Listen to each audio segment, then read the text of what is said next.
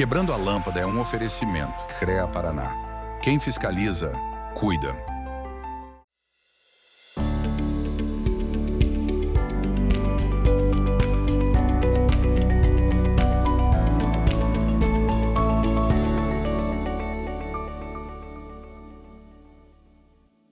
Tudo bem, meus nobres? Começa agora o Quebrando a Lâmpada, o programa que fala sobre inovação e cases de sucesso para quem quer pensar fora da caixa e transformar ideias em realidade.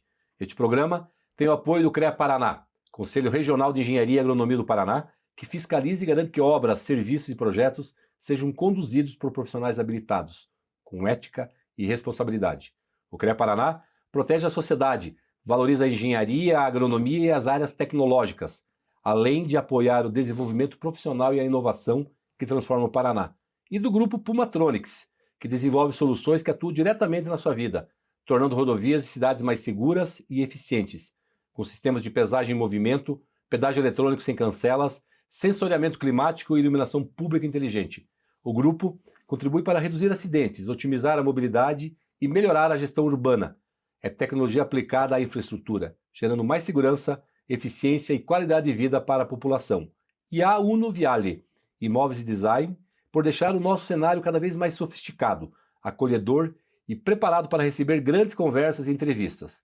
E eu sou Gilles Balbinotti e já peço para você nos seguir nas nossas redes sociais, no Instagram, acompanhar nosso canal no YouTube, Spotify e não perder nenhum conteúdo exclusivo do programa. Por isso, as palavras que definem o episódio de hoje são liderança, cultura e transformação. Estamos recebendo o Carlos Magni, amigo de longa data, executivo de recursos humanos, com mais de 3 décadas de experiência em gestão de pessoas, desenvolvimento de lideranças e transformação organizacional. Ao longo da sua carreira, atuou em grandes empresas nacionais e internacionais, liderando equipes multiculturais, projetos de expansão, fusões e aquisições e processos de mudança que impactaram negócios e pessoas. Sua trajetória é marcada pela formação de líderes, pelo desenvolvimento de culturas organizacionais fortes e pela capacidade de conectar estratégia, resultados e talentos. Seja muito bem-vindo, Carlos Magni, meu amigo de longa data. Tive o prazer de conhecer contigo, trabalhar contigo e te conhecer a época da montadora, da Renault, e é uma alegria ter você aqui. No programa Quebrando a Lâmpada, você que quebrou lâmpadas e transformou vidas, negócios, empresas para melhor. Seja bem-vindo ao programa. Muito obrigado. É um prazer enorme estar aqui no programa e particularmente por ser você o apresentador, né? Como você bem falou, um amigo de longa data, alguém com quem eu tive um prazer gigante de trabalhar e que a gente manteve contato, né, desde então, formando uma bela confraria, vamos dizer assim, de velhos amigos. É verdade, né? A gente tem se encontrado, acho que temos que acelerar isso, deixar mais frequente, porque a gente precisa viver o agora, né, Sim. Carlos? A gente vai falar muito disso hoje aqui, o viver agora, atenção aos detalhes, atenção às pessoas, sabe? Não perder esses vínculos. Então a gente vai falar muito de vínculo, de respeito, de gestão de pessoas efetivamente, gestão das emoções das pessoas. Mas a gente inicia nosso programa aqui, é uma quebrada de lâmpada que a gente implementa aqui no programa. Entender como é que era o Magni, né? O Carlos Magni, lá na infância, lá no ambiente familiar, no ambiente escolar, porque a gente parte do pressuposto, né, e de uma hipótese muito bem confirmada, que as crianças nascem cientistas, nascem inovadoras, nascem empreendedoras. Por que ao longo do tempo você perde isso? E a gente viu que essa infância, essa adolescência, com o seu ponto de virada, impacta na jornada das pessoas. Fala como é que foi essa época. A minha infância foi, vamos dizer assim, numa escola de bairro, né, onde eu tinha os meus amigos e colegas, uma escola bem tradicional, então acabava que o ensino te levava para um comportamento também muito mais conservador, muito mais tradicional, e era uma época que a gente não tinha acesso a tanta informação, né? A nossa vida, o nosso mundo era a TV, o cinema e a enciclopédia. Ou seja, as coisas mudavam com muita lentidão, né? E demoravam muito tempo até chegar a gente, né? As informações relevantes do mundo, além de serem filtradas, demoravam muito para chegar para a gente. Um LP, que era o CD e depois o streaming da época, né? Então o LP demorava sei lá quantos meses para chegar no Brasil. Então a gente tinha uma vida muito mais, não vou dizer limitada, mas muito mais focada nas pequenas coisas. O que tem o seu valor, obviamente. Mas a gente tinha pouco acesso, portanto, à informação, que é sempre a chave do sucesso do ser humano em qualquer circunstância. Você ter informação limitada sempre pode te limitar, mesmo que você seja muito criativo, a fazer grandes coisas. E a minha vida se transformou, na verdade, já jovem adulto, quando eu casei e fui morar no exterior. Essa foi a minha primeira lâmpada quebrada. Olha que legal. Né? Quando você sai de uma cidade de porte médio para grande, que é o meu caso em Porto Alegre, e vai conhecer o mundo. Né? Então, a partir daí, eu sempre me considero que eu me tornei um cidadão do mundo, porque desde então eu já morei em muitos lugares diferentes, acabei convivendo com culturas tanto externas, né, de estrangeiras, como aqui no Brasil, dentro do Brasil, culturas diferentes, o que acabou moldando quem eu sou hoje. Ou seja, a minha personalidade pessoal a gente forma na infância, mas a minha personalidade profissional e o ser humano adulto que eu sou hoje foi muito fruto dessa convivência com culturas tão variadas. Né? No Brasil eu já morei, sei lá, em 7, 8 lugares diferentes, convivi com culturas tanto do meu estado, como aqui do Paraná, como de São Paulo, como de Minas Gerais, que foi uma surpresa fantástica para mim. Adorei morar em Minas Gerais. Então, assim, isso vai moldando a gente no comportamento, né? E a forma como a gente usa isso se adapta para gerar, como você falou, ideias, inovação, mudar a realidade. Porque a minha missão sempre foi essa, né, Gílio? Você sabe. Sim. Que é de deixar alguma coisa, o que eu encontro quando eu chego em algum lugar, eu sempre tento deixar alguma coisa melhor, ou muito melhor, de preferência, do que eu encontrei. Essa sempre foi a minha missão, tanto como pessoa, como quanto executivo, e agora como consultor e conselheiro de empresa. Muito bom, né? A gente vai, com certeza, investir um dos blocos para falar dessa essa tua inspiração, falar da tua jornada internacional. Eu acredito que a hora que você começa a rodar o mundo, morando ou eventualmente fazendo missões, sabe que eu tive muito isso, quando eu estava contigo, a gente começou a levar a nossa expertise para o mundo. Sim. Mas eu vou querer explorar isso porque as pessoas têm essa dúvida. Quem não saiu tem essa dúvida, então vai ser bem legal. A sua experiência internacional é fantástica. Queria ainda continuar lá na questão do ponto de virada, né? O Carlos já era lá um líder, né, com a guriada lá, com a turma do colégio, na apresentação dos trabalhos. Tinha já esse viés, Carlos? Fala um pouquinho. Sim, eu diria que sim, porque no meu bairro, né, na rua, a turma da minha idade, eu era o líder dessa turma, sem dúvida. Eu que puxava muita coisa das brincadeiras da época, que eram simples, né? Era jogar bola, jogar futebol de botão, ou alguma outra coisa na casa de algum amigo. Sempre eu puxava isso. E a criançada, meus amigos, né, a gurizada, sempre olhava para mim como líder deles. E eu lidava com alguns mais velhos, dali sempre tinha um líder que era o mais velho que tocava a banda, mas na minha turma, sim, eu liderava esse ponto. E na escola, tinha alguns líderes naturais, por conta da personalidade, e a minha liderança, curiosamente, na escola, eu não cheguei a dizer que era técnica, mas era porque eu era um guri que estudava mais, que tinha boas respostas, que enxergava as coisas de uma maneira um pouco diferente. Então, claro, tinha um grupo que olhava para mim nesse sentido, que admirava a minha capacidade de gerar, vamos dizer assim, bons resultados escolares e vamos dizer assim, se orientava por isso.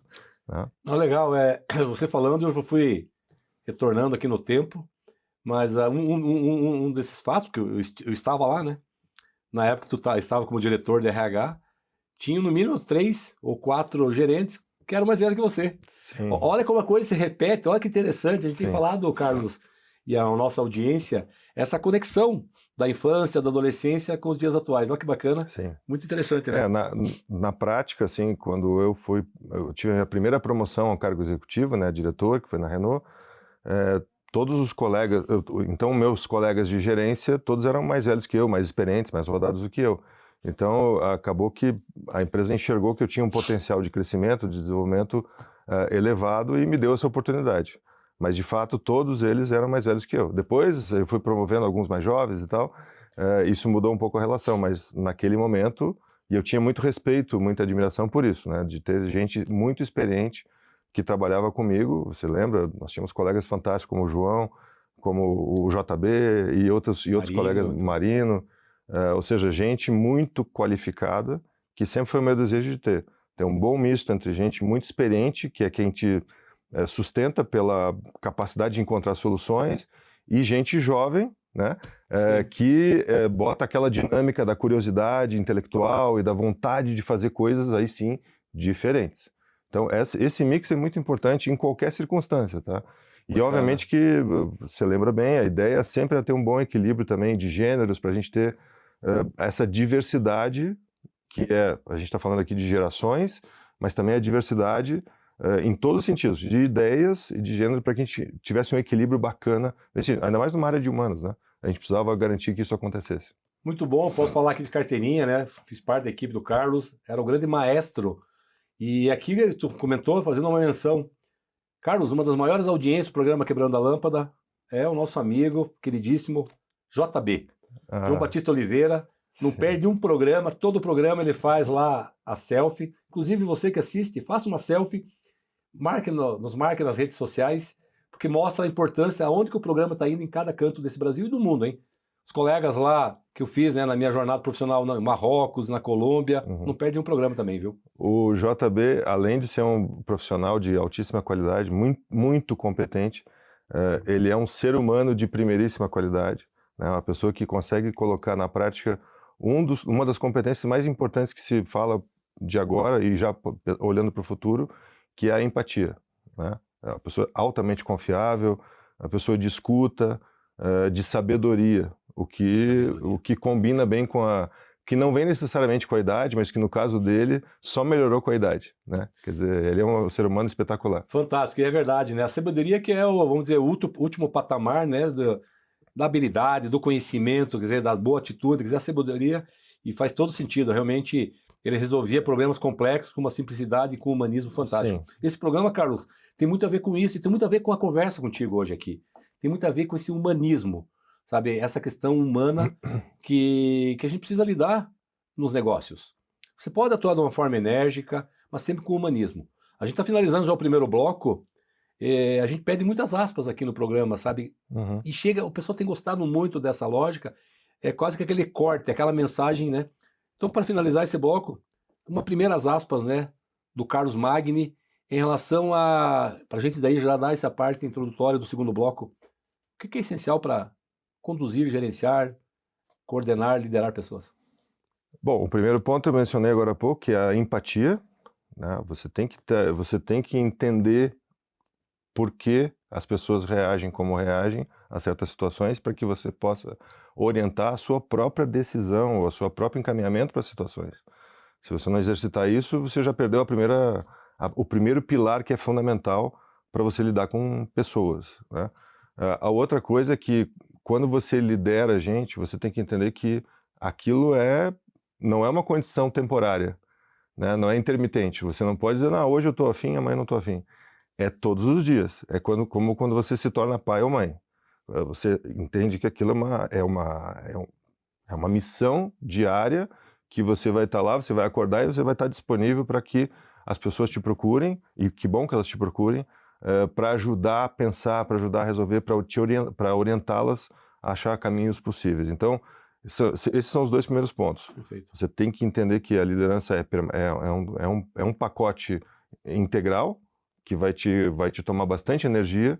Então você tem que encontrar, inclusive, formas de desestressar, de justamente você recarregar essa sua energia, porque você precisa dela para energizar os outros. Então esse Perfeito. É um ponto importante. E a empatia. Não, fantástico. A gente vai retomar no segundo bloco, tem várias outras lições aprendidas por ti que tu vai nos ensinar. Pode deixar. Não saia daí, porque a nossa conversa está só começando aqui com o Carlos Magni e tem muito mais no segundo bloco. O Quebrando a Lâmpada volta já.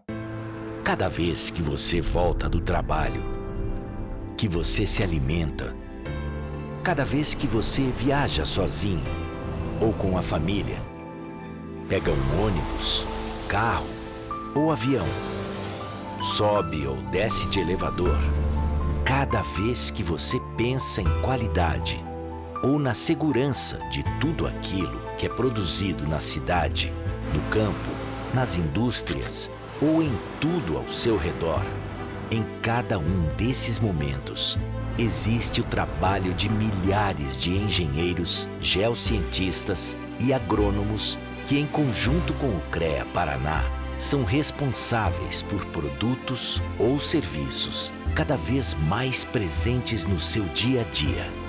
Há 91 anos é assim. CREA Paraná. Quem fiscaliza, cuida.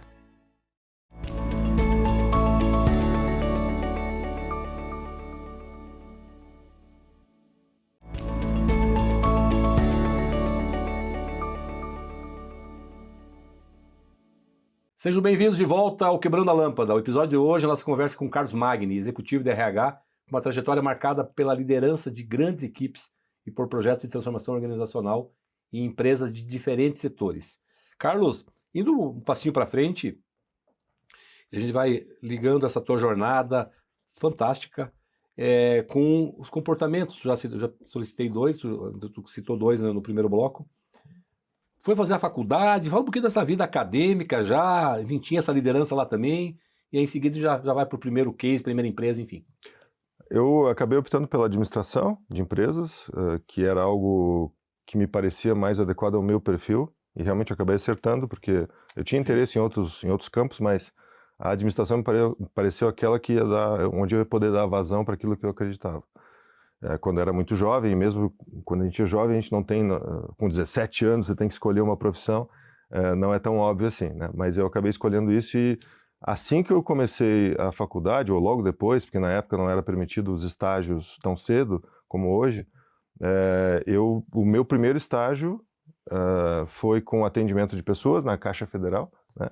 Então ali já teve o primeiro contato, eu me percebi me saindo bem com isso, então já foi um primeiro sinal. E a partir do segundo estágio, que também aí passou a ser indústria, que era o meu interesse na época, ir para a indústria, né? Porque meu irmão era engenheiro mecânico, me falava que o futuro estava na indústria, nos anos 80 a gente acreditava que era isso mesmo, né?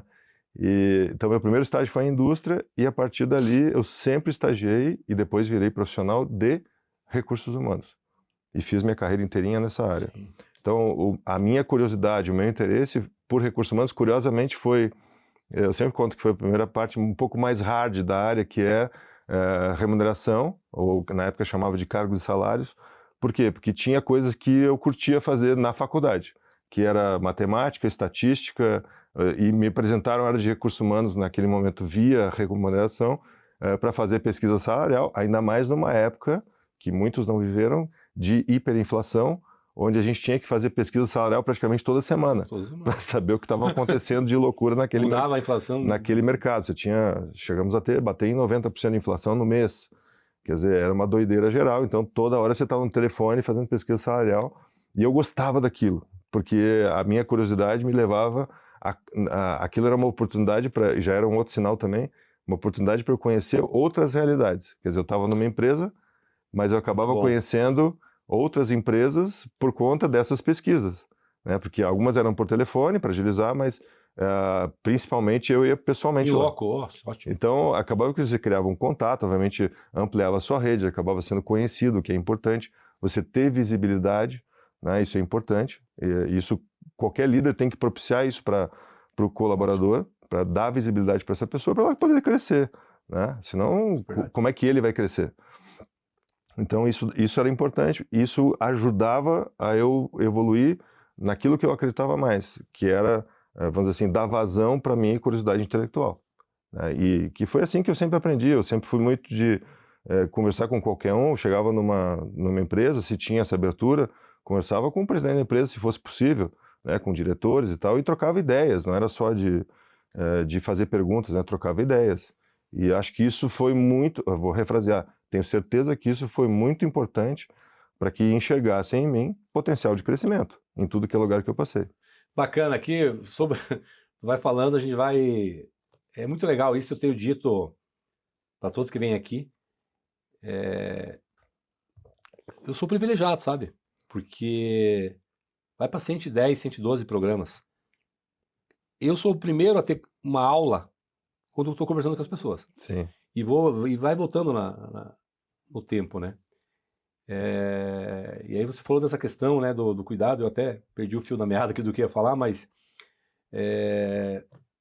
tu já deu uma mensagem que vem lá de trás, que não tinha WhatsApp, não tinha o celular, rede de contatos. Rede. Tu conseguir pesquisar aí nas empresas e ter já esse primeiro contato, né? Esse é o primeiro ponto que eu acho fundamental, tu já deixa uma lição aqui. é importante falar com as pessoas. E o segundo que eu quero falar, aí essa aqui até eu dou risada, né? Eu até os 14, 15, para não falar 16 anos, quem sabe 18, eu tinha medo das pessoas. Olha só, Eu estou aqui conversando contigo hoje, olha só. né? E então assim é possível a gente ao longo do tempo, acreditando, ouvindo as pessoas, mudar alguns comportamentos para melhor. Então eu tinha esse receio, tinha vergonha. Enfim, quando trabalhamos juntos, acho que tinha menos vergonha, né? Já estava mais tranquilo. Não, Mas é possível mudar, né, Carlos? É possível ao longo da jornada você dar essas pivotadas, que a gente fala na tecnologia, essas guinadas, né? Não, e você consegue lidar com essas questões desde que você, obviamente, trabalhe outros aspectos da sua vida e você faz isso, que te dão esse equilíbrio para você, vamos dizer assim, ajustar a sua capacidade de lidar com esse estresse, que é você estar o tempo todo lidando com pessoas e problemas, porque, assim, eu também sempre fui uma criança mais reservada, mas na minha tal, nunca fui um expansivo, mas nunca foi difícil para mim fazer o outro lado, que era fazer a rede, tentar influenciar pessoas, me comunicar em público, sobretudo. O meu maior desafio foi falar, na época de Renault ainda, para um estádio que tinha, sei lá, 11, 12 mil pessoas, né? Por mais que tenha sido bem curtinho, foi aquele frio na barriga que te dá aí, mas... Aquele evento na antiga Arena da Baixada, isso, eu estava lá. Eu assisti esse discurso. Exatamente. Então, quer dizer, é um baita desafio para a gente, né? Mas você encara isso e depois você, obviamente, busca formas de desestressar de outra maneira, para você dizer assim, como é que eu lidei com isso? Mas realmente toma uma carga importante da tua capacidade, né, diária, você está com pessoas, porque elas naturalmente vão te absorver. Isso é como lidar com filhos, eles vão te absorver. Mas, por que eu sempre gostei disso? Porque ao mesmo tempo, como você acabou de falar, todas as interações, sem exceção, mesmo com pessoas muito jovens, ainda com pouca experiência, todas, sem exceção, eu considero que é uma oportunidade de aprendizado. Porque enquanto legal. São olhares diferentes, né? São olhares bem... Enquanto eu estou discutindo alguma coisa, construindo alguma coisa em equipe, eu estou aprendendo também. Porque imagina só o desperdício, aqui a gente está num programa de ideias, né, de inovação, e eu sempre pensei isso, imagina o desperdício de você trabalhar com 10 pessoas e você não usar a capacidade delas. Você só usar as mãos, né, vamos dizer assim, no sentido figurado da palavra. Você tem que usar a massa encefálica, né, a massa cinzenta, para que as tuas ideias, ou as deles também, cresçam e se multipliquem. Imagina o potencial que tem de você explorar numa empresa inteira se você focar em utilizar a capacidade de cada um de contribuir, e não só a mão de obra, como se pensava, né, até pouco tempo atrás. Fazer a gestão dos mentes de obra, né?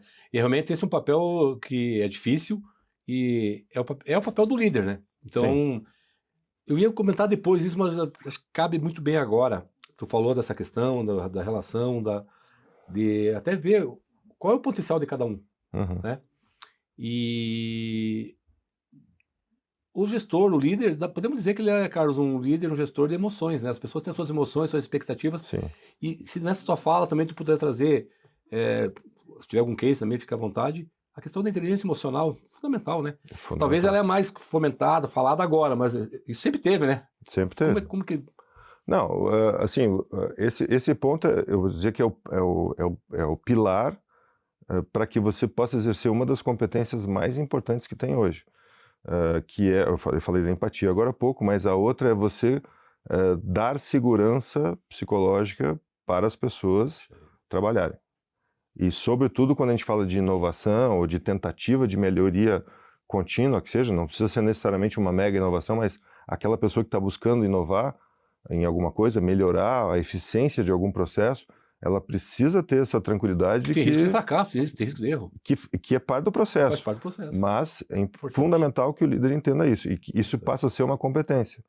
Né? Então, você tem que exercer este papel, hoje em dia, cada vez mais, porque os problemas são complexos, a realidade é ambígua, você não sabe de onde vem o tiro, vamos dizer assim, né?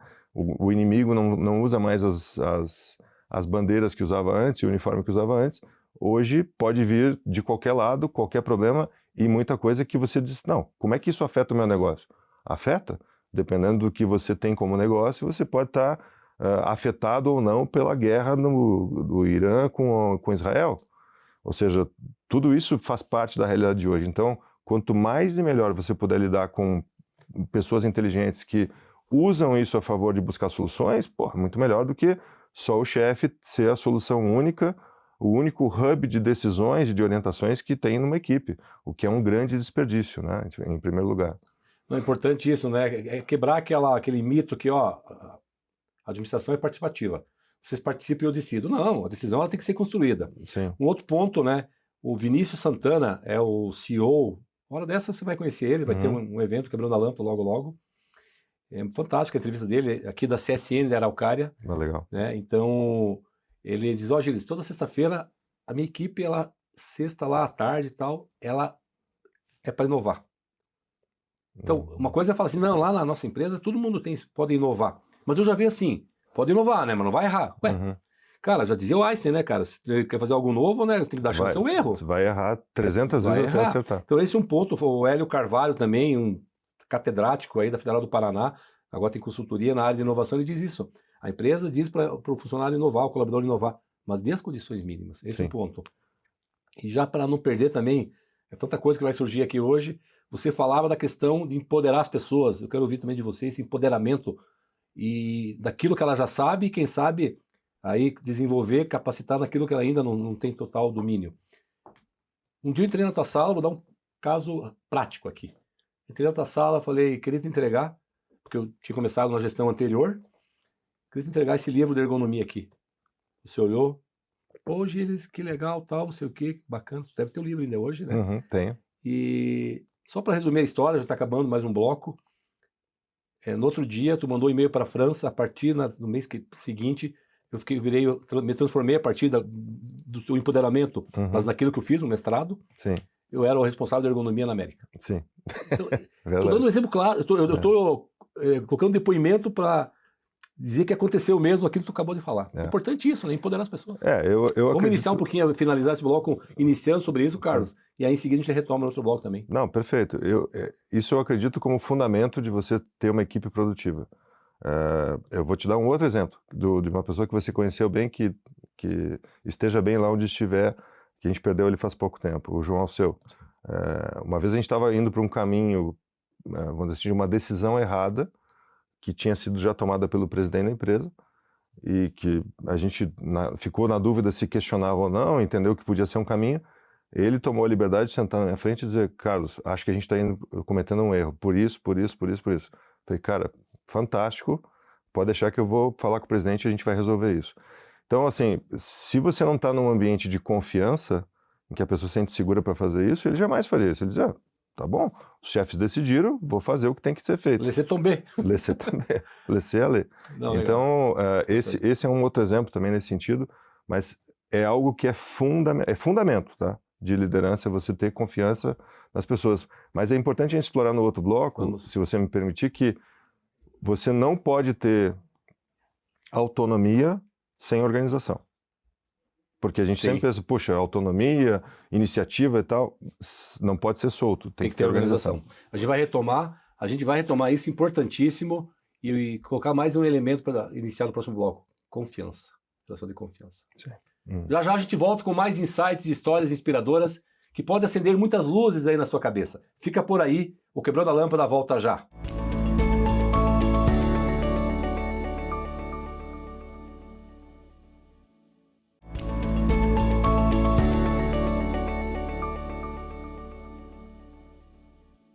Voltamos ao Quebrando a Lâmpada. Hoje estamos recebendo o Carlos Magni nessa conversa inspiradora sobre uma temática super relevante e que aqui, comentários meus, muitas vezes não é dada a devida importância por muitas empresas, por muitos business, né?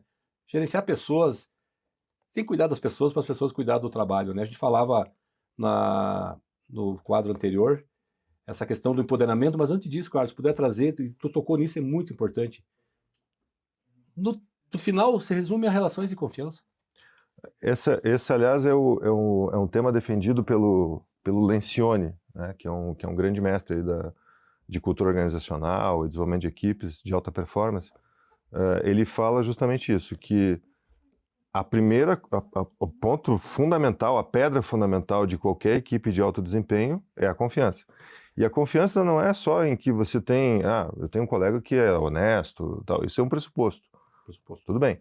Mas a confiança é de que você vai estar num ambiente no qual você pode ter situações em que você não foi bem, errou e tal, e aquilo não vai ser usado por alguém do seu entorno, da sua equipe, contra você.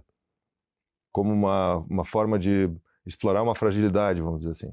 Então, a partir daí, você está num ambiente que é de time. Lembra a diferença entre grupo e time? Você vai estar num time. O time pressupõe que você sabe onde é que o teu colega vai estar para passar a bola, já que a gente está na época de Copa do Mundo. Você sabe onde é que ele vai estar para passar a bola. Você antecipa alguns movimentos.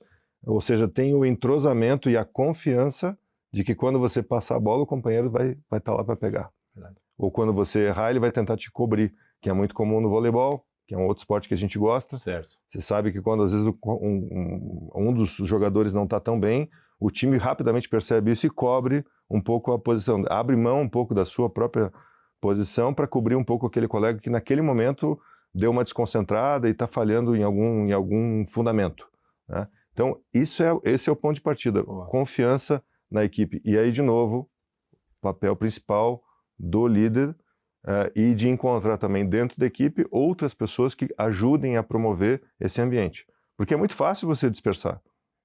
Ainda mais hoje em dia, com tanta coisa que chega para a cabeça de todo mundo e sem contar as questões de ambição individual, etc. Mas é muito fácil você se dispersar. Então, essas pessoas, além do próprio líder geral da equipe, do próprio gestor, são fundamentais para você manter equilíbrio, para você estar num ambiente justamente desses, em que você pode se fragilizar, no bom sentido da palavra, e ter certeza absoluta de que aquilo não vai ser usado contra você. Cada fala tua, cada explicação muito legal, assim, baseado na tua jornada, dispara alguns insights. Um que tu falou lá no primeiro bloco, acabei não comentando. Tu falou na época lá, né, em Porto Alegre e tal, enfim. Claro, as pessoas conversavam mais na época que não tinha isso aqui. Sim. E aí tu trouxe agora esse assunto de dispersar, se deixar as pessoas, e aí a gente vai falar, podemos falar já a partir de agora,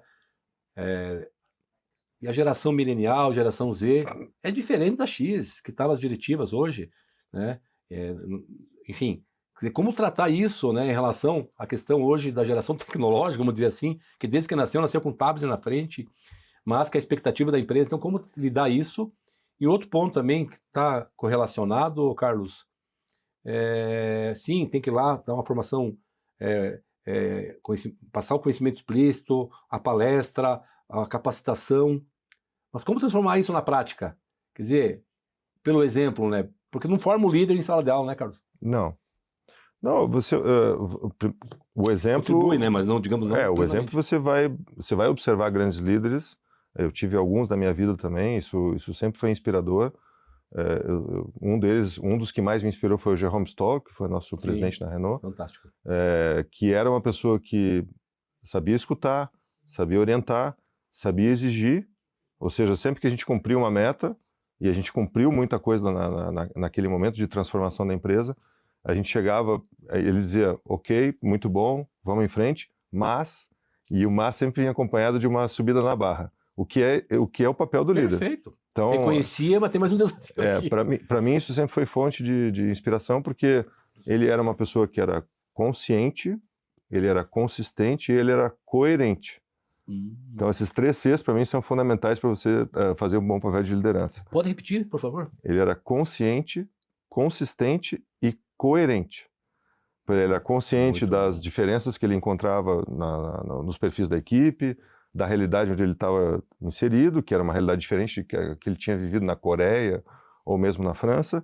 Ele era consistente porque ele era um cara competente no que ele fazia, e sabia construir cenários de trabalho, de desafios que tinham fundamentos, ou seja, que não era uma coisa meio vazia, só de intenção, e ele era coerente, porque uma das coisas que mais perturba a gente no dia a dia é quando você tem um dia uma decisão para a esquerda, outro dia para a direita. Não tem nenhum problema de você mudar de direção para se adaptar, mas se todos os dias isso acontece, ou com muita frequência, você desestabiliza a equipe. A equipe já não sabe mais para que lado tem que caminhar. Então, a confiança diminui a zero. A autoconfiança diminui brutalmente. E aí o que acontece? você exacerba comportamentos mais individualistas, porque o cara, pô, nesse ambiente de caos, eu vou me salvar. Vou proteger, autoproteção. Esqueça a equipe, você é o goleador do time, mas o time pode ser rebaixado. Então, esse é um aspecto que é fundamental. Esses 3 Cs, para mim, Importante. são características que qualquer líder, e sobretudo os grandes líderes, têm que exercer, né, para você poder ter equipes de desempenho. Tu trouxe até agora, né, vou propor a gente agora, a partir já de agora e avançar no último bloco, todo esse repertório que tu trouxe, né, como que o Carlos funciona, como que ele desenvolveu esses vários comportamentos inovadores, empreendedores, de empoderamento das pessoas, nos cases, nas empresas. Traz alguns exemplos, né? Tem vários aqui, fica à vontade para trazer algum deles, na tua posição de líder, o teu olhar, né, para as equipes. Acho que é muito bacana quando traz a jornada que aconteceu de verdade, né, Carlos? Assim, dos cases que eu vivenciei, para mim, obviamente, um dos mais marcantes foi o da própria Renault, porque a gente viveu períodos muito longos de ter que, como a gente diz, se defender um pouco no canto do ringue, né? Ou seja, com o mercado depressivo, né, muito pequeno, Difícil. com nenhum produto novo sendo lançado. E a gente sabe que a dinâmica do mercado automotivo é ter novidades a todo momento, e a gente estava sem nenhuma novidade por um bom tempo. Foram 5 anos sem um produto novo com o mercado em baixa, com risco alto de juros, ligado a juros, etc. e tal. A parte política, né, vamos dizer assim. Então estava perturbando o ambiente. E a gente conseguiu fazer, mesmo nesse ambiente, uma virada de chave, porque, em primeiro lugar, apareceu esse líder que trouxe esse comportamento e desafiou a empresa a fazer uma transformação e confiou. Ele confiou, ele exigia da gente, mas ele disse assim, cara, eu confio que vocês vão entregar. E a gente envolveu muitas pessoas nesse processo, que foi o Renault Contrato 2009, que foi uma mudança de chave, obviamente, fantástica. Se você lembrar, nós atingimos o resultado esperado muito antes do prazo imaginado. Foram vários indicadores de qualidade, enfim. Exato, você tinha 3 ou 4 indicadores-chave que, de alguma forma, materializavam o sucesso daquela virada, e a gente atingiu isso mais de 1 ano antes do prazo esperado. Mas, de novo, e aqui entra o imponderável, né, que é a ambiguidade. Naquele momento, a gente estava começando a voar e daqui a pouco veio a crise financeira e econômica que exigiu que a empresa se adaptasse de novo.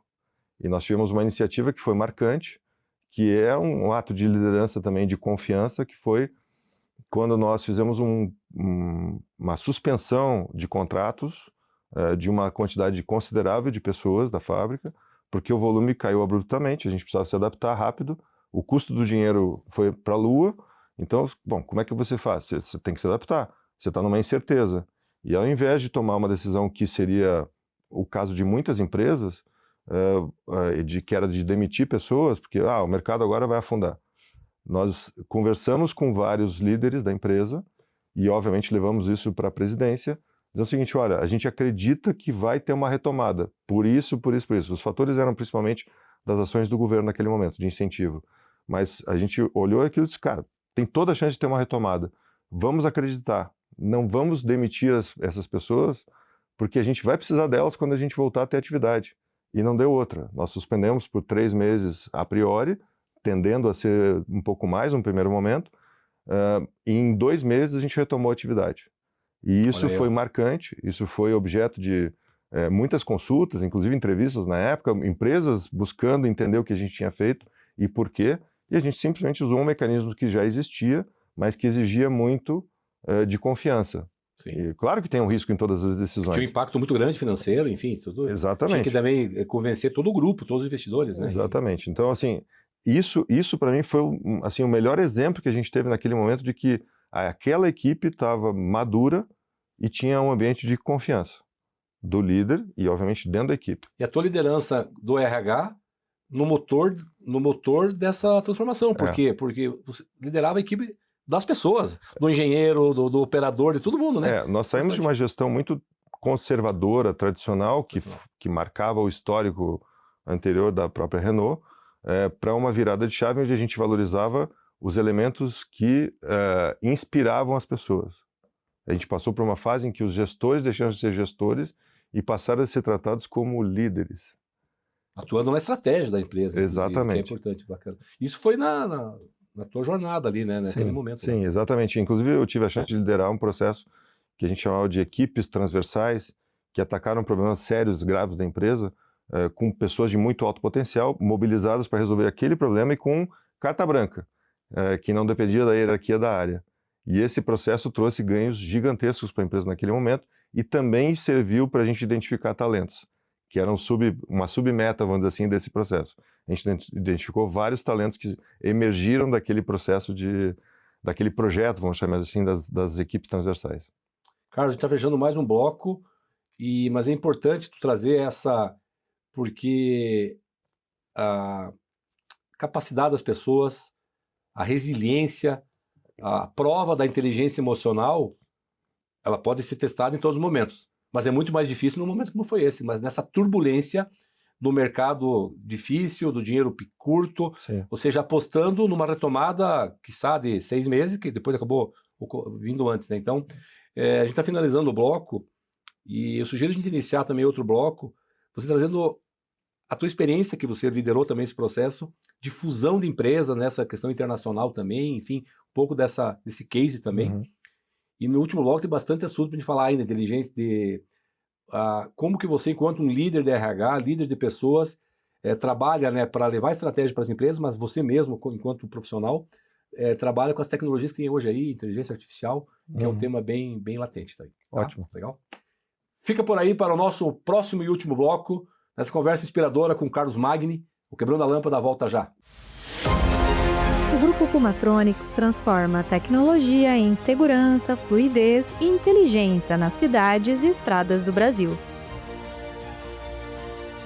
Da nossa fábrica saem soluções que impulsionam cidades.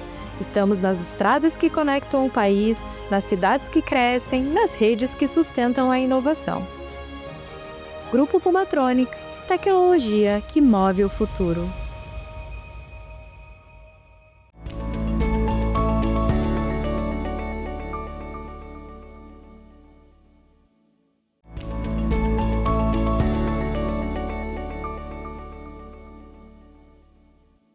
Estamos de volta ao último bloco do Quebrando a Lâmpada. Agora vamos falar sobre futuro, mas antes disso, alguns desafios que foram liderados aí pelo Carlos Magni, junto a alguns conglomerados muito importantes. Teve a questão, Carlos, da fusão, né, que foi algo, primeira vez no mundo, né? Uma empresa francesa com uma empresa de cultura nipônica, né, japonesa. Que, fala um pouquinho como foi isso, tu participou diretamente desse processo. Verdade. Se eu não me engano, a primeira fábrica, né, se me engano, foi no Brasil, inclusive, na primeira...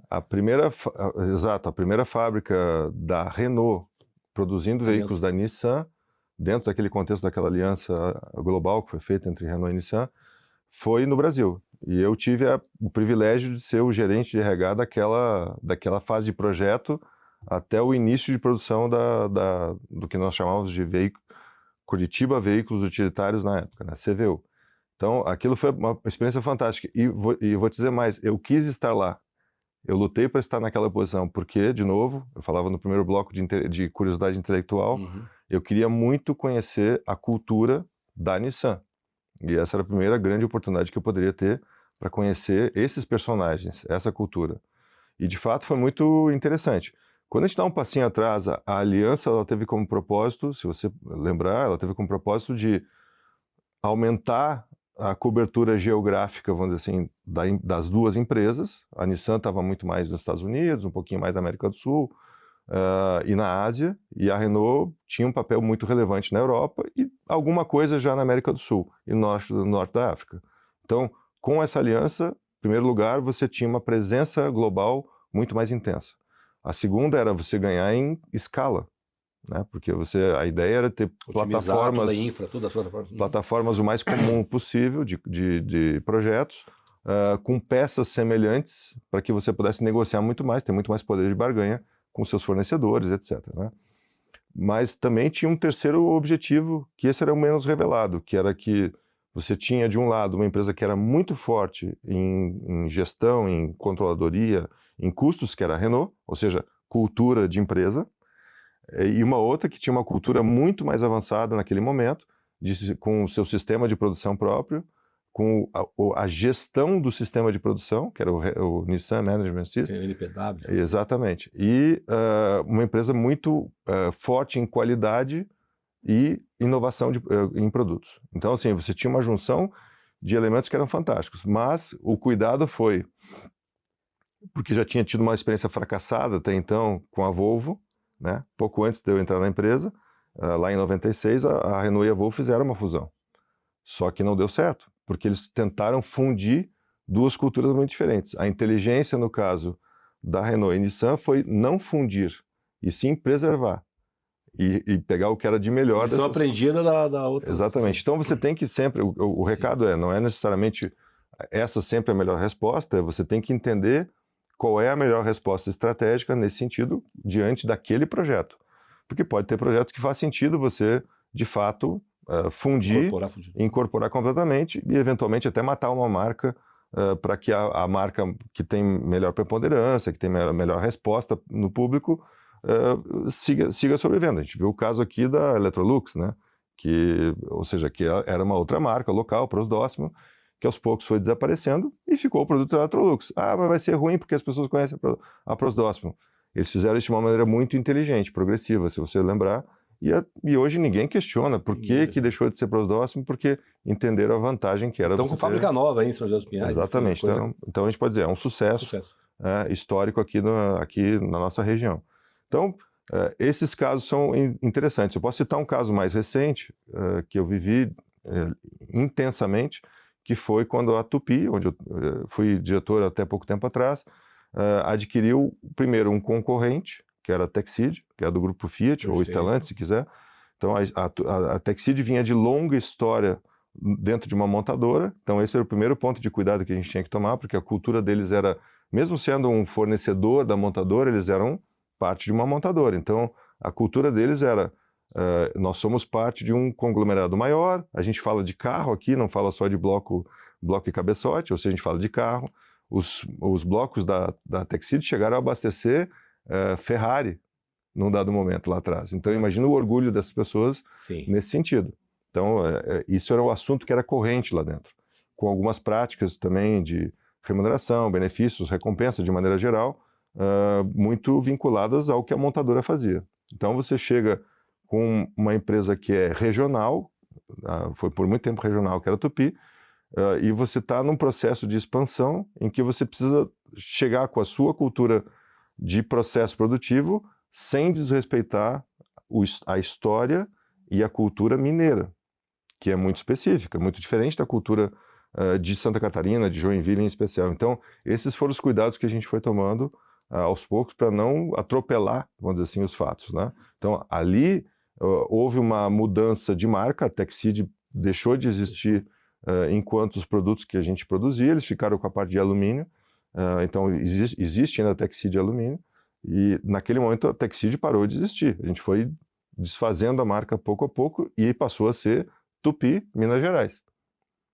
Então, cada estratégia tem a sua abordagem, né? Sim, tem todo um planejamento, né? A gente fala muito de planejamento, mas o planejamento da fusão, entender o contexto, entender o cenário, bacana isso. Só um parênteses antes de a gente seguir no outro ponto, mas tu traz lições bem interessantes aí, e é uma coisa muito comum, e creio que vai ainda aumentar, né? Essas fusões entre as empresas, as montadoras e os diversos ramos também. Eu estive em Chennai, tinha a linha lá que fazia, que é a fábrica da Nissan, não lembro que ano que acho, 2011, fui para lá, e a linha da Nissan, inclusive saía lá, Duster e tal, tudo com o badge, né, com a Nissan. E do lado, a linha que saía com o badge Renault. Sim. Até tinha algumas que saía com a direção lá do direito, né, porque... sim, porque o mercado indiano... O mercado indiano, enfim, outros mercados lá também, né. Então foi muito interessante, sim.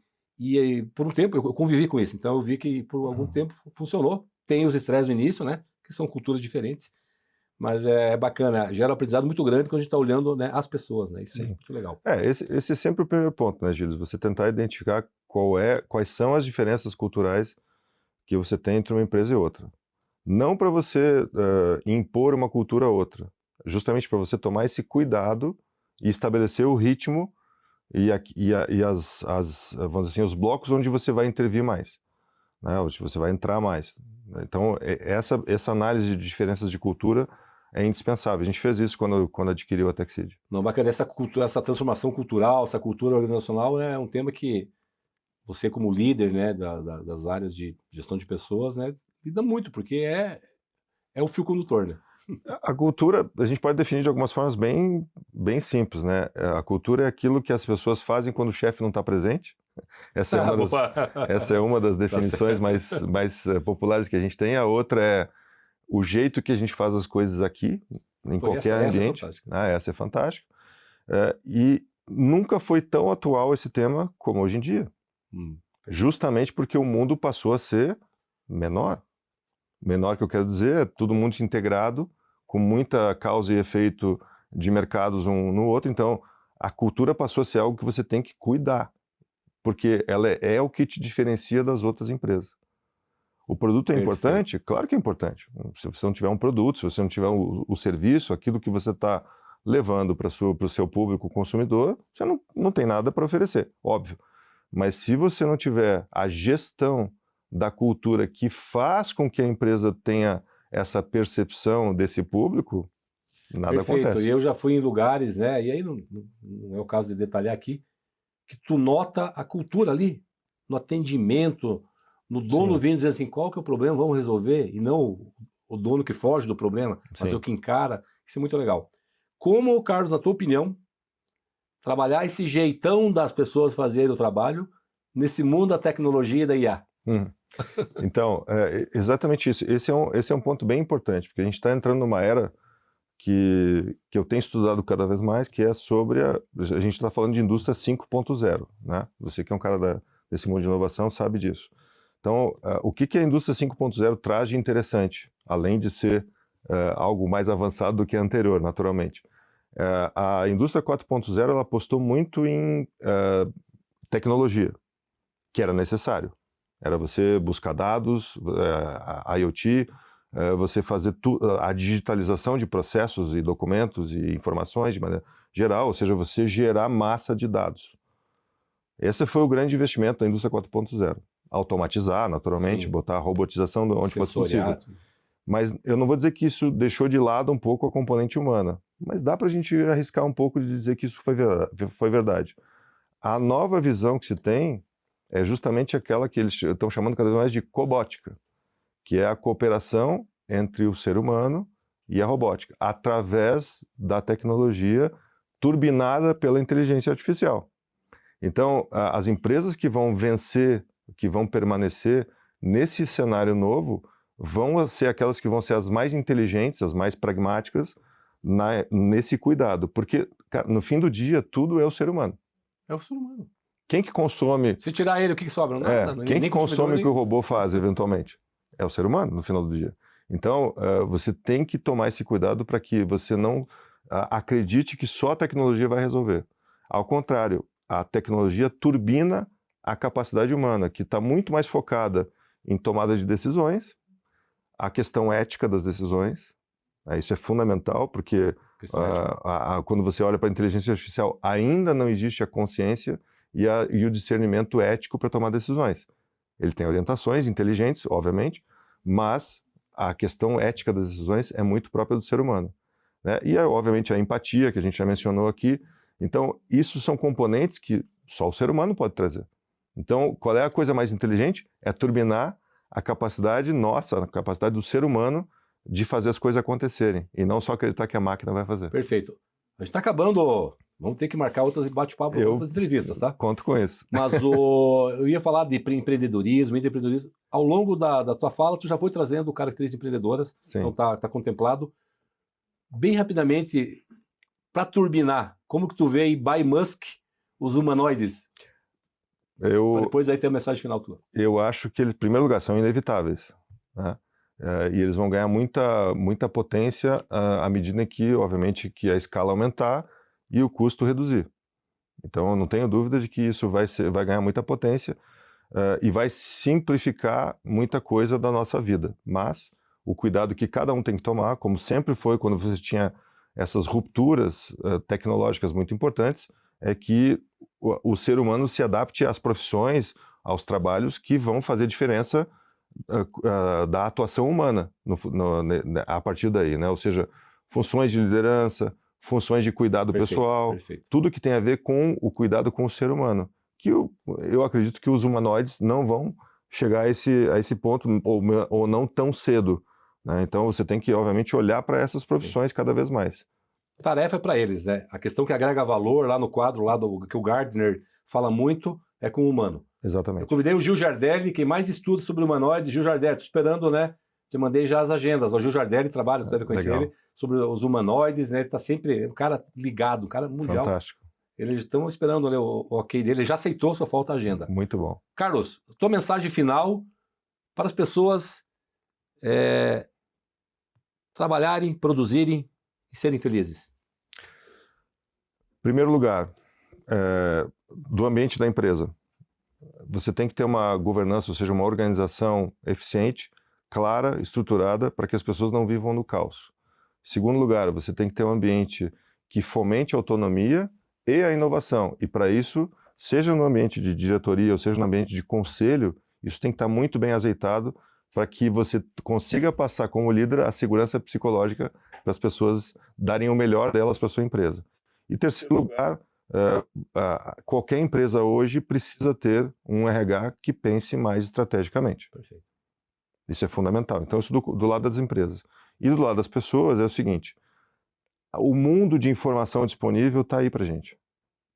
Use essas ferramentas, mas, sobretudo, aprenda a usar a IA, a inteligência artificial, não só como um chat para trocar ideias, o que é um bom começo, mas você tem que aprender a usar a IA de maneira muito mais avançada, porque a diferença não é a IA, é a forma e a pessoa que vai usar melhor aquela IA que vai fazer a diferença. É a IA sendo comandado pela IH, a inteligência humana, sim. É isso mesmo. Carlos, muito obrigado pela tua presença aqui. É isso, eu que agradeço. Bem rapidamente, como as pessoas seguem o Carlos, a tua empresa, o LinkedIn, o Insta? cmpeople.com.br e também cmpeople está no Instagram.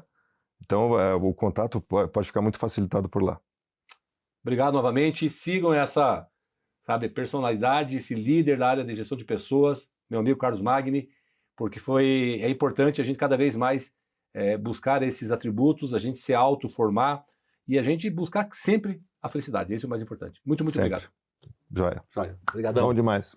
E assim encerramos mais um episódio do Quebrando a Lâmpada. Agradecemos ao nosso convidado, Carlos Magni, e a você que nos acompanhou até aqui. Esse programa tem o apoio do CREA Paraná, Conselho Regional de Engenharia e Agronomia do Paraná, e o Grupo Pumatronics, que desenvolve soluções que atuam diretamente na sua vida, tornando rodovias e cidades mais seguras e eficientes. Agradecemos também a Unuviale Imóveis e Design por deixar o nosso cenário cada vez mais sofisticado. Obrigado, Lima. Show de bola o cenário, hein?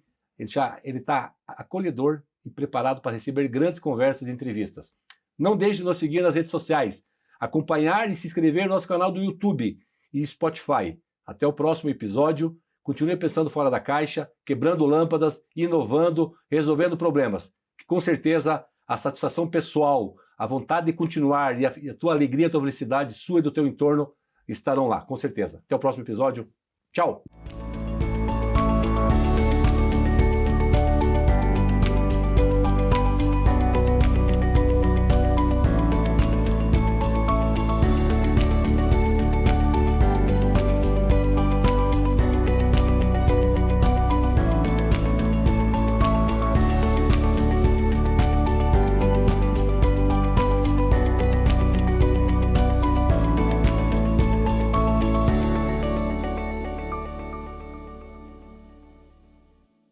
Quebrando a Lâmpada é um oferecimento. CREA Paraná. Quem fiscaliza, cuida.